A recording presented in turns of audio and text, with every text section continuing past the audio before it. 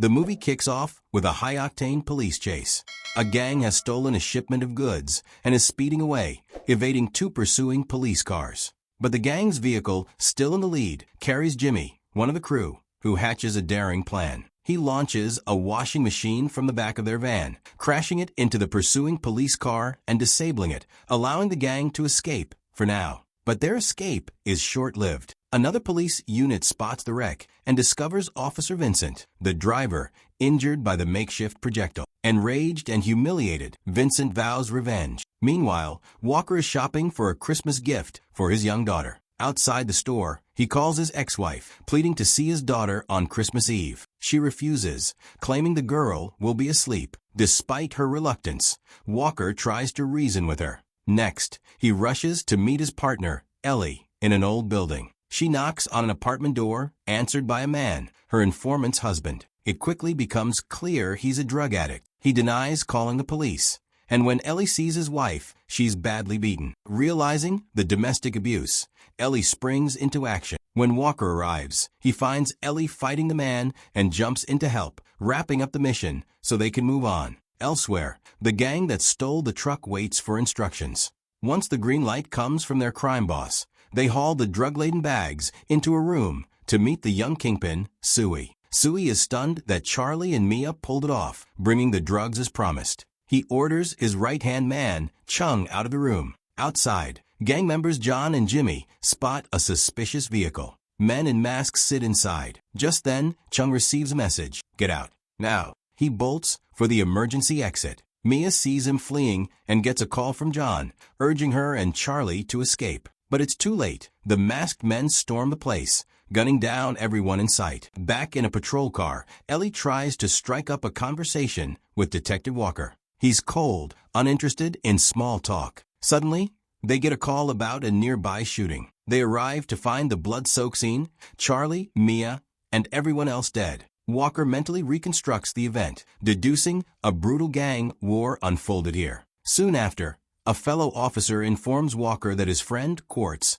was hospitalized after an attack by the same gang. Surveillance footage reveals Charlie's face, and Walker realizes Charlie is the son of a powerful figure, but he keeps that to himself. He orders Ellie to continue digging while he heads to a crucial meeting. Walker enters a lavish hall and confronts Lawrence, a high-ranking official. He reveals Charlie's involvement in the shady operation that ended in a massacre. Lawrence panics and tries to intimidate Walker, reminding him of favors done in the past. He demands that Walker erase Charlie, make him disappear permanently, and never pursue him again. In a gritty corner of Chinatown, a powerful woman arrives, the feared leader of a rival gang and mother of Suey, the young boss who was gunned down. Devastated by her son's murder, she views his corpse in the morgue and vows vengeance. She confronts Chung, demanding to know who killed her son. Chung warns her that the killer is someone with immense influence, untouchable. She threatens to kill him if he fails to lead her to the murderer.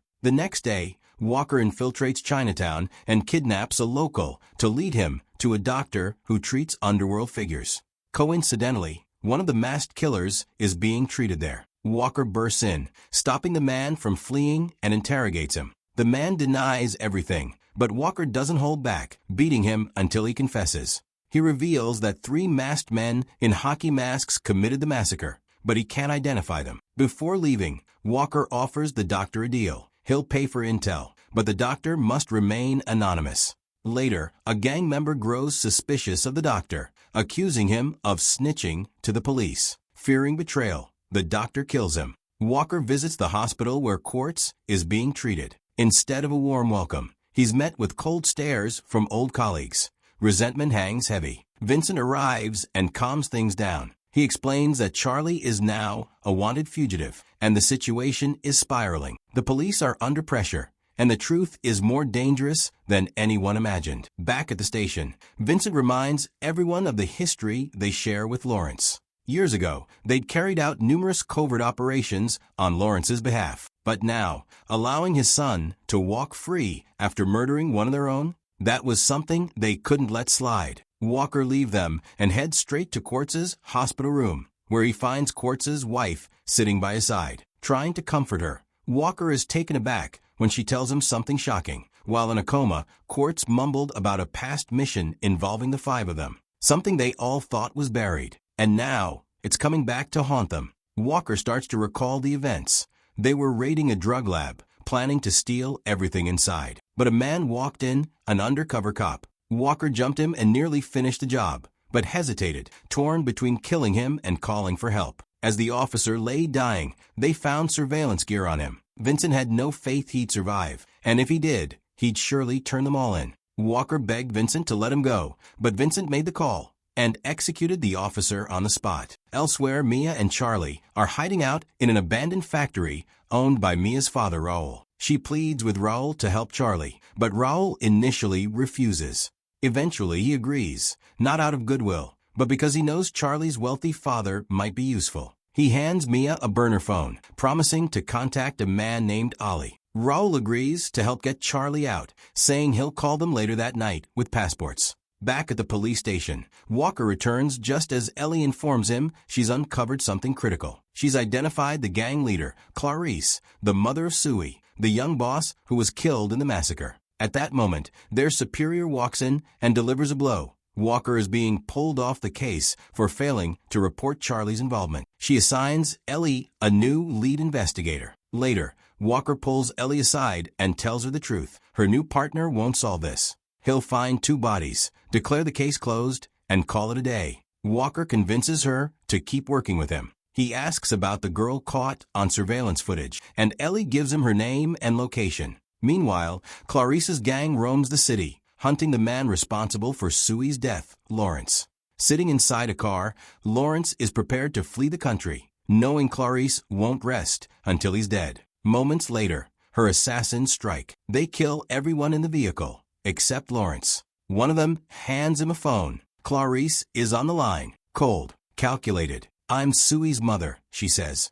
Lawrence is kidnapped. At the same time, Walker tracks Raul down, demanding to know Mia and Charlie's location. Raul denies knowing anything, but Walker makes it clear. Raul won't make it out of this clean unless he helps. Raul eventually gives in, handing Walker a number to reach 100 and a folder of documents tied to her. Moments later, police arrive and arrest Raul. From the squad car, Raul watches Walker drive off in his car. Elsewhere, Chung sits down with Clarice. He tells her he warned Sui about dealing with Lawrence's son. When she asks about the girl who was with him, he reveals it was Sui's girlfriend, Mia. Soon, guards drag in Jimmy, their old associate. Jimmy begs for his life, offering vital intel in exchange. He knows where Mia is. Clarice agrees to spare him if his information proves true. Later, Mia receives a message to retrieve her passport at a specific nightclub. When she arrives, she's stunned to find Walker waiting for her. He hands over the passport, but demands Charlie's location in return.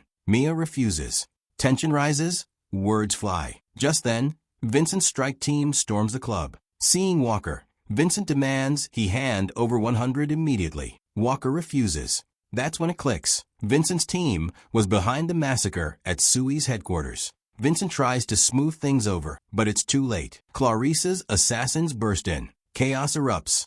Walker takes out one of Clarice's men, but Vincent's team turns on him too. A brutal 3-way battle breaks out between Walker, Vincent's unit, and Clarice's gang. In the chaos, Mia tries to flee. One of the gang members attacks her, but she fights back fiercely, using her skills to take him down. Charlie appears mid-fight, but refuses to escape with Walker. Pushed to the edge, Walker threatens to kill Mia if Charlie doesn't come with him. Meanwhile, Vincent's unit fights Clarice's crew alone, and they lose one of their own. Walker and Charlie flee, but what awaits them next is far more dangerous. Clarice's full army has arrived. At the last moment, Raul returns and seals off the exit, trapping Clarice's gang just after 100 escapes. Charlie and Walker flee under heavy gunfire. Amid the chaos, Charlie spots something that makes his blood run cold. Jimmy, his friend, standing alongside Clarice's crew. The betrayal is clear. Walker doesn't waste time. He grabs them both and speeds away before anyone can react. Moments later,